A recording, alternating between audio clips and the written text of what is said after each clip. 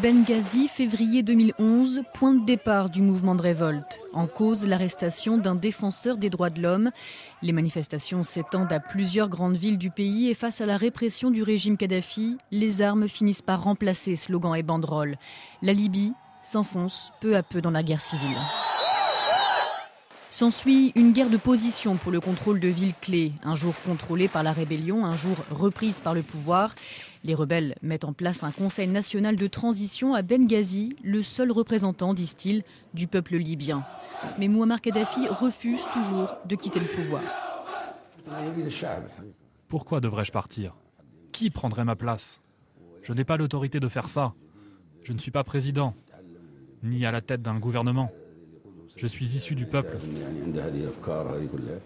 Les combats sont de plus en plus violents, alors l'OTAN décide d'intervenir avec des raids aériens.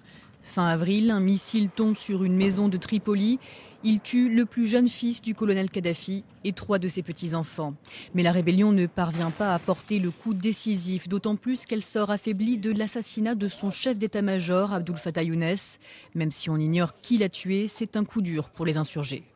Depuis mi-août, pourtant, ces derniers reprennent à nouveau l'avantage. Ils revendiquent le contrôle de Zaouïa, à 50 km environ de la capitale. Pour eux, cela prouve que la victoire est proche.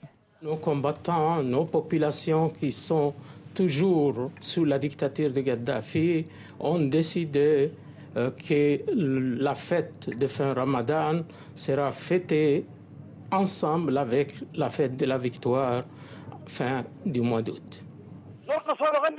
Mais côté Kadhafi, le ton ne change pas. Dans un message audio, le colonel réaffirme sa volonté de se battre jusqu'à la mort et presse ses partisans de prendre les armes pour résister aux traîtres.